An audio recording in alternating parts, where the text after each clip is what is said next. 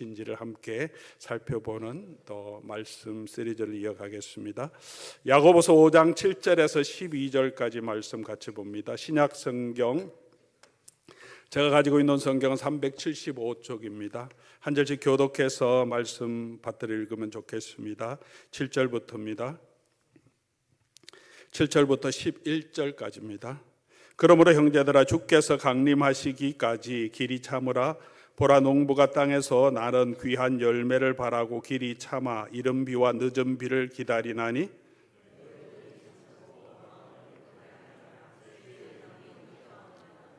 형제들아, 서로 원망하지 말라. 그리하여야 심판을 면하리라. 보라, 심판주가 문 밖에서 계시니라.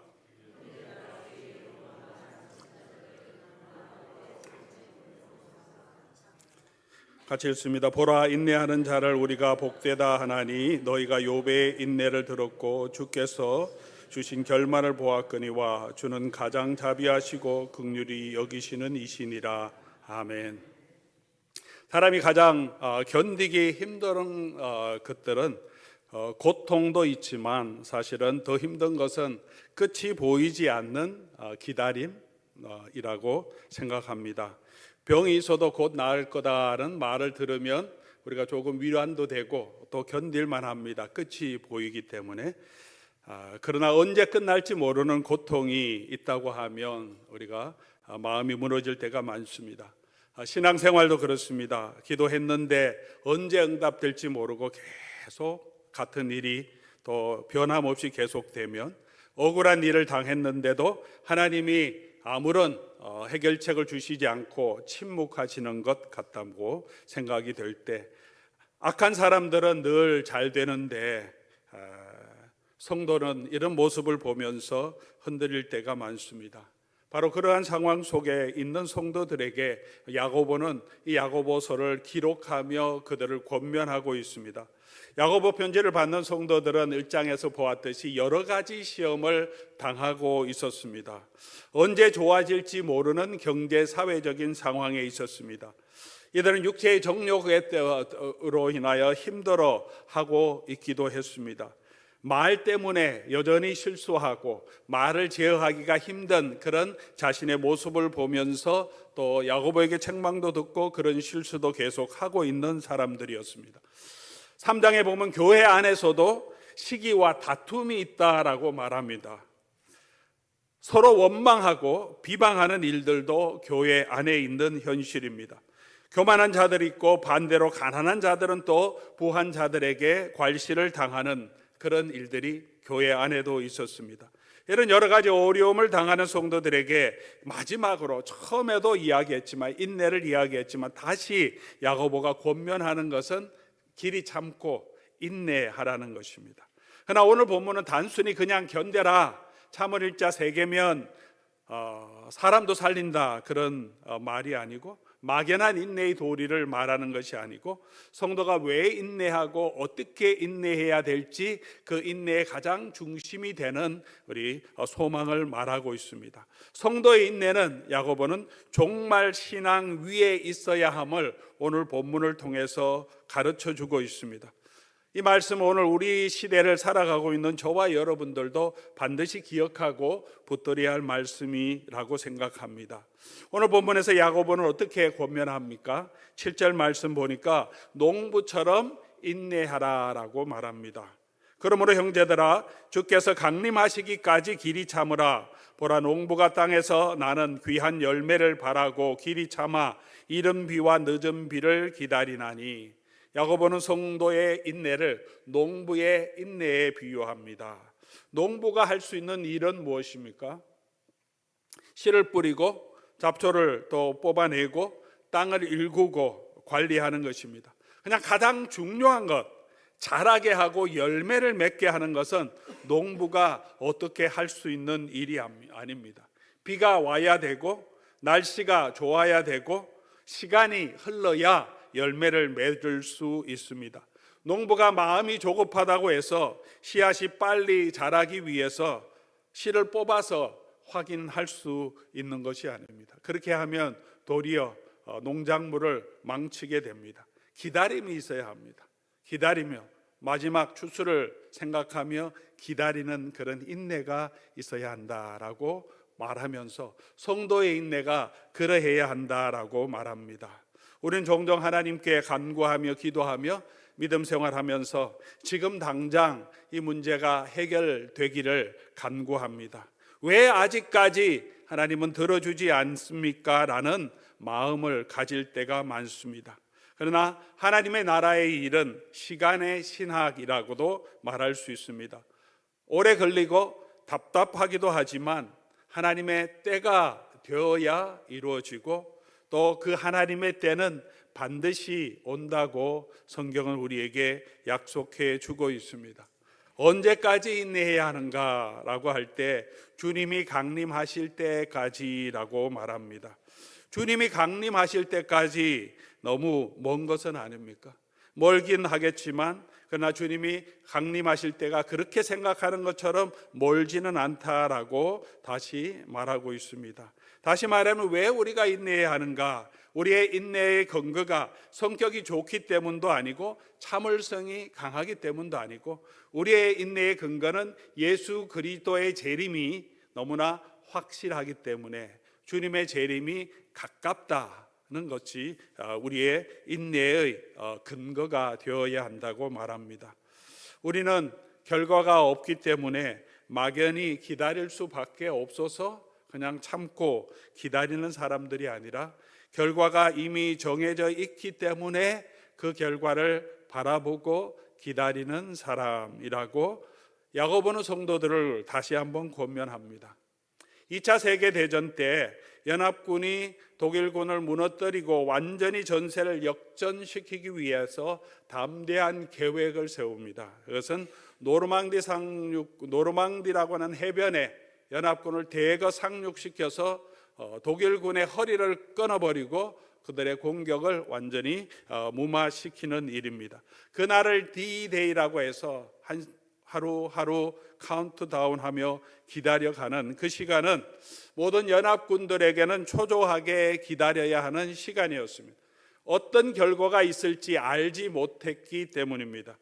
저와 여러분이 예수 그리스도의 오심을, 주의 강림하심을 기다리는 것은 그런 D-Day를 기다리는 그런 마음과는 조금 차이가 있습니다. 우리에게는 그 D-Day가 이미 지났습니다. 예수 그리스도께서 오셔서 이미 사단에 대하여서 죽음에 대하여서 승리하셨습니다. 전세는 완전히 바뀌었습니다. 여전히 치열한 전투, 영적인 전투는 이어지고 있지만 이미 승리가 눈앞에 보이는 전쟁을 지금 저와 여러분은 하고 있습니다. 농부가 열매를 바라고 참고 기다리는 것처럼 우리도 반드시 주님이 다시 오실 것을 바라고 있기 때문에 그 마지막 D-Day가 아니라 V-Day, Victory Day가 우리의 눈앞에 보이기 때문에 우리는 이 마지막 남은 전투에서 인내하며 계속해서 우리의 믿음을 붙들고 걸어가야 하는 것입니다. 사랑하는 교우 여러분, 농부도 귀한 열매를 바라고 추수를 바라보고 인내할 줄 압니다.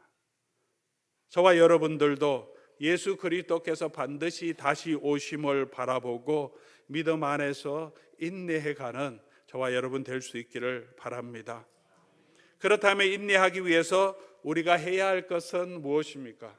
8절에 야고보는 이렇게 이어갑니다. 너희도 길이 참고 마음을 굳건하게 하라. 길이 참고 인내하면서 우리가 해야 될 것은 우리의 마음을 붙들라라고 말합니다. 마음을 굳게 하라고 한 것은 흔들리는 것, 흔들리는 우리 의자가 있으면 망치 못을 쳐서 나사를 박아서 든든하게 묶어두듯이 이 굳게 한다는 것은 흔들리지 않도록 단단하게 다시 고정한다는 의미를 가지고 있습니다. 우리 마음이 흔들리죠. 여러 가지 우리가 당하는 시련 때문에, 어려움 때문에, 그리고 그 결과가 우리 눈앞에 당장 보이지 않기 때문에 우리의 마음이 흔들립니다. 우리가 처한 상황이 우리의 마음을 흔들고 사람들의 말이 때로는 우리의 믿음을 흔들 때도 있습니다. 억울한 생각 때문에 우리의 마음이 흔들릴 때가 있고 응답하지 않는 하나님의 그 모습 때문에 우리의 믿음도 흔들릴 때가 있습니다. 그러나 문제는 환경이 아닙니다. 그런 환경을 보는 우리의 관점이고 우리의 해석입니다. 환경 때문에 안 될 것 같은, 약속이 이루어지지 않을 것 같다고 생각하는 우리의 마음 때문에 우리가 흔들리게 되는 것입니다. 성도는 현실을 사건으로 해석하지 않고 재림으로 해석해야 합니다. 세상 사람들의 시간표는 오늘, 지금이 기준이지만 성도의 시간표는 주님이 다시 오실 그날이어야 합니다. 우리의 신앙은 그냥 다 잘 될 것이라고 하는 그냥 긍정적인 사고, 낙관주의가 아니라 성도가 가지고 있는 신앙은 종말적인 현실주의라고 할 수 있습니다. 마지막 반드시 오실 주님의 승리, 주님의 다시 오심을 바라보고 오늘 우리가 믿음으로 서 있고 흔들리는 우리의 마음을 붙드는 것입니다. 주님의 강림이 가까웠다는 것은 무슨 뜻입니까? 시간적으로 가까웠다는 의미도 있을 것입니다. 그러나 단순히 시간적으로 가까웠다는 것뿐만 아니라 이미 하나님께서 이루시는 이 구속 역사의 완성 단계가 거의 다 됐다는, 거의 다 이루어졌다는 것입니다. 우리는 주님 손안에 있고 그가 주신 구원의 열매를 이미 맛보고 있고 하나님께서 성령을 부활하시고 예수님이 부활하시고 승천하셔서 성령을 교회에 부어주심으로 하나님께서 이 교회를 또 하나님의 백성을 구원하실 구원의 그 모든 역사가 거의 마무리 단계에 왔고 마지막 되고 이제 남은 것은 주님이 다시 오실 그날밖에 없다.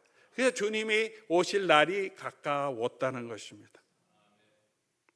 언제 주님이 다시 오시더라도 놀라운 일이 아닐 정도로 이제 하나님의 구원은 거의 완성 단계에 와 있습니다. 그러므로 우리 사랑하는 교우 여러분, 우리의 마음을 굳게 해야 합니다. 우리가 흔들리지 말고 주의 일에 더욱 힘써가는 저와 여러분이 되기를 주의 이름으로 간절히 소원합니다. 그러면서 또 야고보는 이어서 권면하는 것을 9절이죠. 형제들아 서로 원망하지 말라. 그리하여야 심판을 면하리라. 인내하라고 하면서 원망하지 말라고 말합니다. 성도가 고난을 겪으면 처음에는 우리의 원망의 방향이 하나님을 향합니다. 하나님 왜 이렇게 합니까? 왜 내게 이런 어려움을 주십니까? 근데 조금 시간이 지나면 그 원망이 점점 사람으로 바뀔 때가 많습니다. 계속 어려우면, 힘든 가운데 있으면 남편과 아내를 원망하기 시작하고 형제들과도 다툼이 생기고 힘들면 교회 안에서도 자꾸 다툼이 생깁니다. 왜 그렇습니까? 우리 고통의 원인을 가까운 사람에게 찾고 그러면서 그들을 비방하기 때문에 그렇습니다. 야고보는 분명히 말합니다. 우리의 문제는 상황이 아니고 우리가 사람을 향한 또 우리 환경을 향한 우리의 태도라고 말합니다.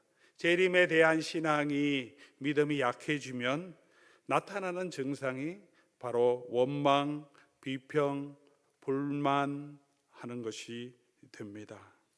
주님이 가까이 오신다면 우리가 용서할 수도 있고 받아줄 수도 있고 인내할 수도 있습니다.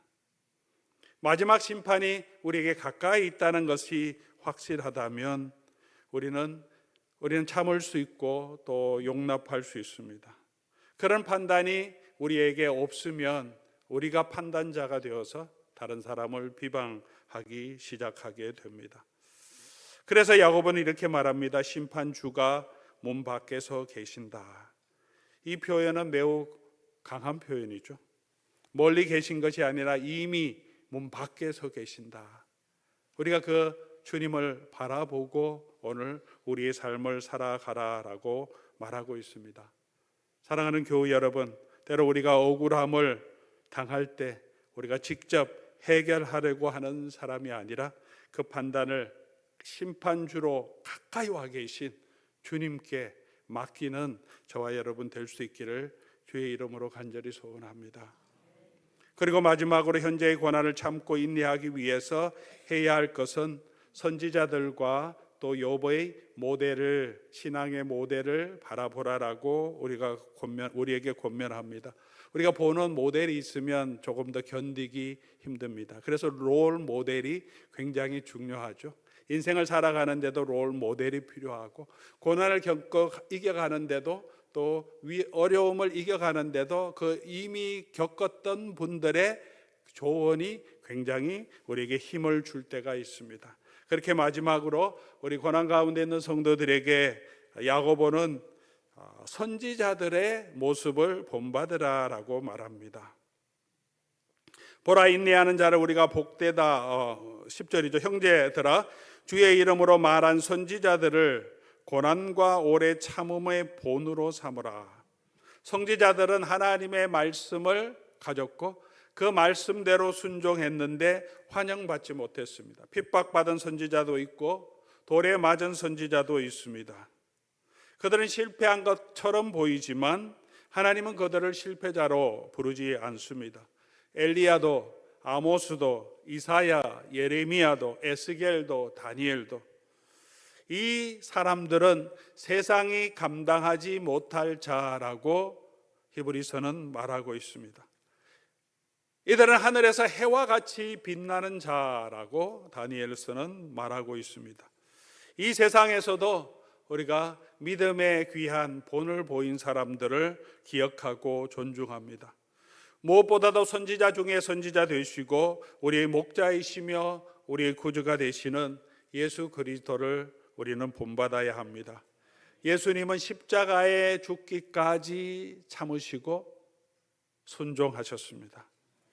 그러자 하나님께서 그를 높이 드시고 죽음에서 살리셔서 모든 이름 위에 뛰어난 이름을 주셨고 모든 권세들을 그 발 아래 복종하게 해주셨습니다. 주님께 온전히 순종하면 주께서 우리를 높이실 것입니다. 오늘도 주를 위해 헌신하고 인내하고 주를 바라보는 자들은 주님이 가까이 오신 주님께서 반드시 그들을 높여주실 것입니다. 야고보는 이 성도들을 권면하기 위해서 한 사람 더 소개합니다. 보라, 인내하는 자를 우리가 복되다 하나니 너희가 욥의 인내를 들었고 하면서 욥의 인내를 소개합니다. 욥의 인내는 단순히 오랫동안 참고 버틴 것이 아니지 않습니까? 이해되지 않는 고통 속에서 하나님의 성품을 포기하지 않은 것이 욥의 인내입니다. 욥기의 결론은 고난의 이유를 우리에게 설명해 주는 것이 아니라 하나님의 성품을 우리에게 보여주는 하나님의 계시를 담고 있습니다. 주께서 주신 결말을 보았거니와 주는 가장 자비하시고 긍휼히 여기시는 이시라라고 야고보는 말합니다. 여기서 주께서 주신 결말 할 때 이 결말은 결과라는 의미라기보다 주께서 주신 의도라고 해석하는 게 훨씬 더 정확합니다.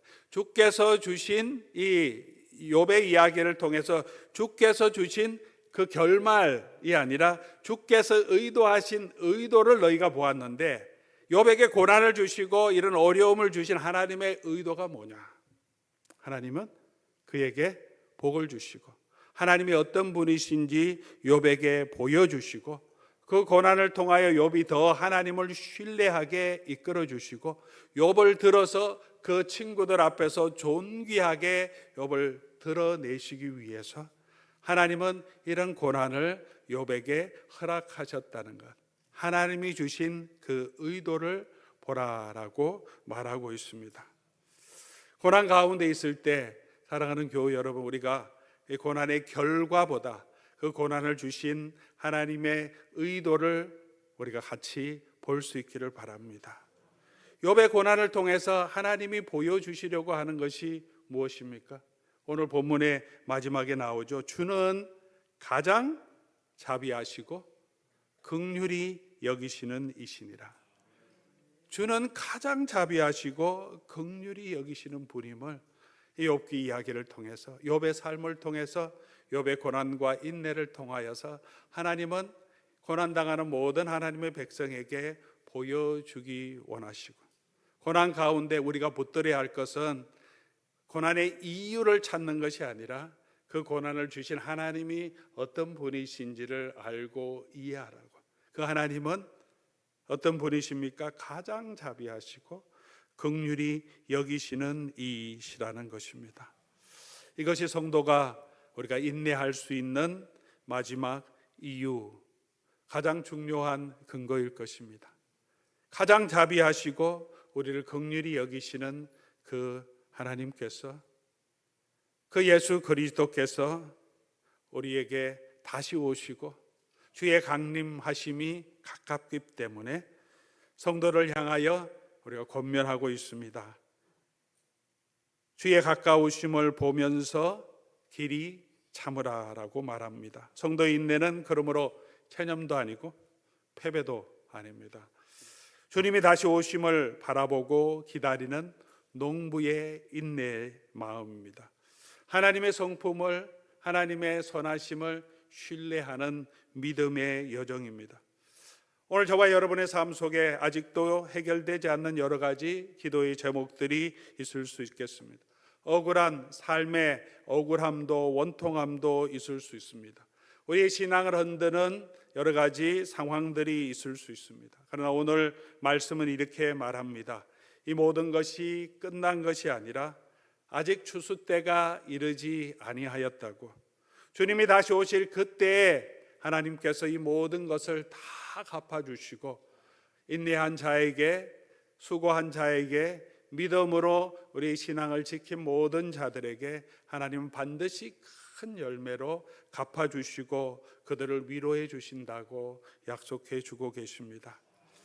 그런 우리 하나님은, 우리 주 예수 그리스도는 가장 선하시고 가장 자비하시고 우리에게 긍휼을 베풀어 주시는 하나님이심을 믿고 바라보라고 하십니다. 그날에 우리가 분명하게 알게 될 것입니다. 우리 하나님은 한 번도 저와 여러분을 버린 적이 없고, 그 하나님은 하나님의 풍성하신 은혜와 사랑으로 저와 여러분에게 우리가 기대할 수 없을 만큼, 기대보다 훨씬 더 우리가 측량할 수 없을 정도로 은혜와 복을 주시는 하나님이심을 우리가 그날을 바라보면서 오늘도 길이 참고 인내하며 주님이 얼마나 선하신지를 알아가는 저와 여러분 될 수 있기를 주의 이름으로 간절히 소원합니다. 우리 오늘 말씀 기억하시면서 우리 같이 한번 찬송하면 좋겠습니다. 주님 다시 오실 때까지 내가 이 길을 걸어가겠습니다 라는 고백을 담아서 우리 같이 한번 찬송하겠습니다.